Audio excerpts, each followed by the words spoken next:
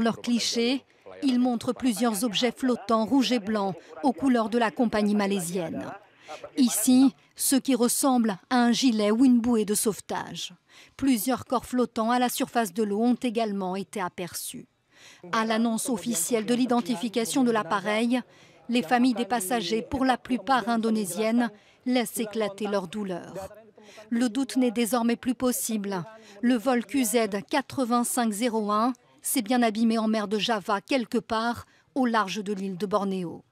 Le vol de la compagnie low cost avait quitté Surabaya direction Singapour dimanche. À mi-parcours, il avait demandé à changer de route avant d'entrer dans une zone nuageuse et de disparaître des radars. À bord de l'appareil se trouvaient 155 Indonésiens, 7 étrangers dont un Français, le copilote. Triste mission pour les secouristes indonésiens. Ce sont des corps sans vie qu'ils sont allés repêcher ce mardi en mer de Java, au milieu des débris du vol d'AirAsia disparu dimanche avec 162 personnes à bord. À la nuit tombée, 3 victimes, 2 femmes et un homme avaient été récupérées et non 40, comme précédemment annoncé par erreur par un porte-parole de la marine.